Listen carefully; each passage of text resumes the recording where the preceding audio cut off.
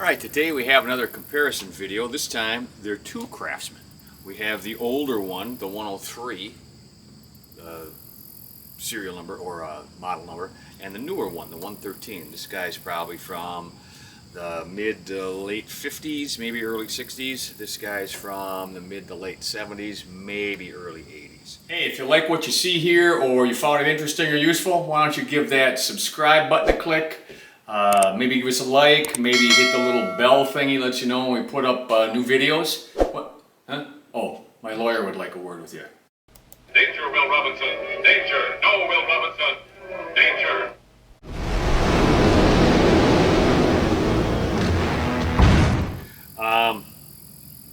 Let's just start with some measurements. This newer one has a table that is 36 inches long. This guy's got to both have a table that's 36 inches long. The fence on this one, 32.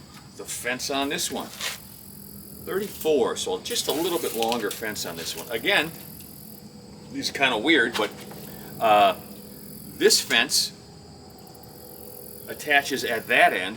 This fence attaches at that end. And we'll get into that a little bit later on how they attach.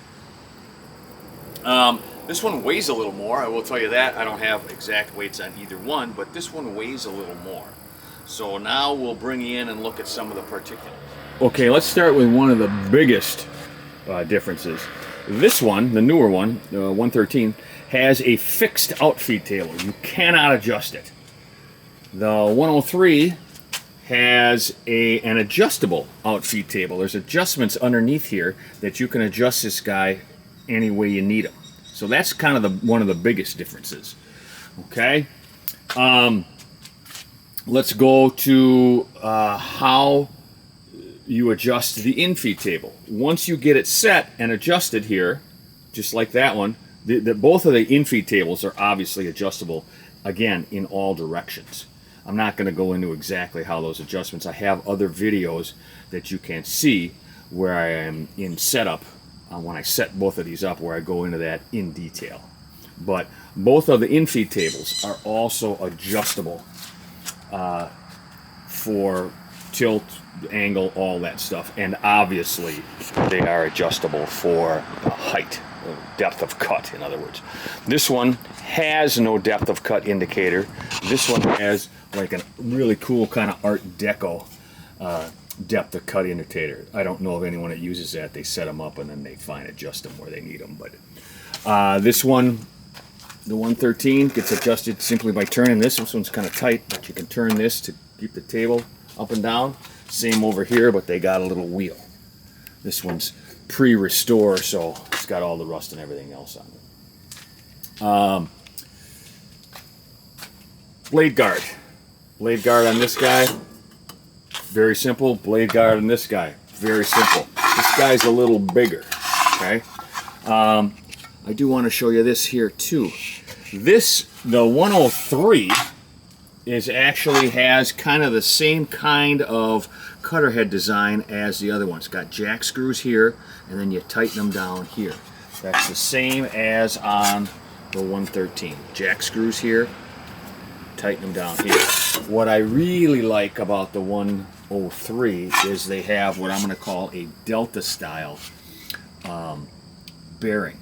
So on this one, the 113, you can see there's a rod that goes through the cutter head, and that thing's kind of tough to get out. They have these circlips on them, and the rod is held to the cutter head with a couple of set screws. Let's see if I can show you those, if I can rotate it around. There they are right there. These big set screws right here that hold the rod to the cutter head, because the cutter head's got a hole that goes through. And you got to remove those circlips and generally press or pound that out. It's a process. Again, I'll put a video link in where you can see me do that. This one has more of a Delta style. There's just a bolt down at the bottom that holds these bearing keepers in, and they're very easy to get out. It's basically just a big bolt, so I just prefer that. The fence on this one is also a little shallower than the fence on the 113, so it's taller. They're both of cast iron. The adjustment for that fence is a little different. This one's got this tube, pipe, rod, whatever you want to call it, that this slides on this handle here for adjustment of the fence in and out, for how wide you want it. This one has a separate cast piece that's bolted onto the end of the outfeed table that slides in and out via this hand wheel here. Okay, this one's got stops, quick release stops for 90 and 45.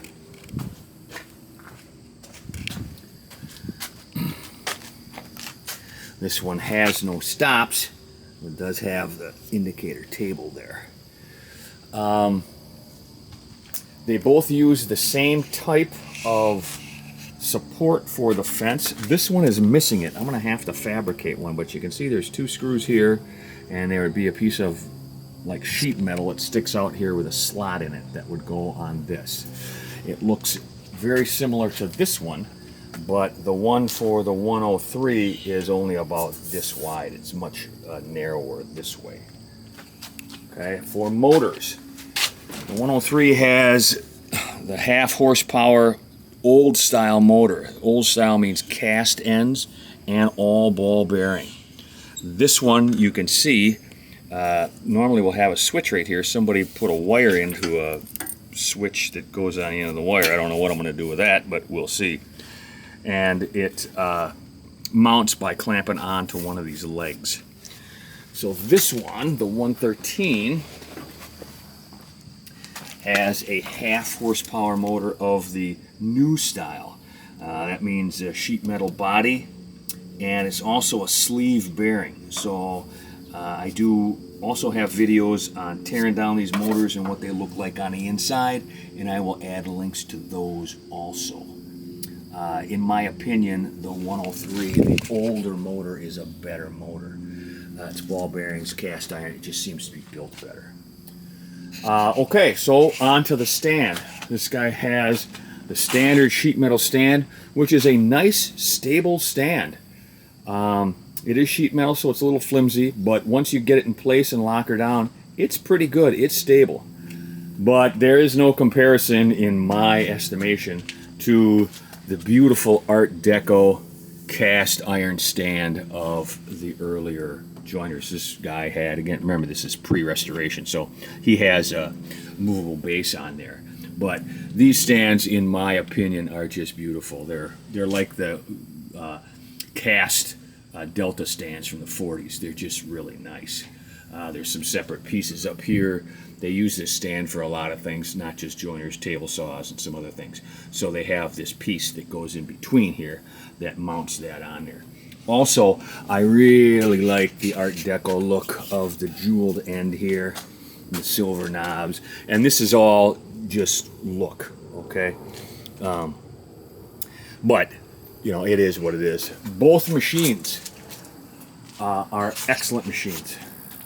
Also, as long as I'm down on the motor and the switch is okay. It is a 20 amp switch, so that will still work. This thing pulls, I don't know, 5 or 6 amps. But it is a 2 conductor cord. Guys, whenever you do a restoration, or if you just get a machine, you're not restoring it at all, please put a grounded cord on there. Okay? That is just, it's just a safety measure. I ground them both to the frame and to the motor. These things are all cast iron. Everything conducts electricity on this thing, so spend the extra $5 and ground them out. Okay. In conclusion, both of these are excellent machines. I really like the look of this one, and when I redo it, I'm going to redo it. I'm going to try to match that color.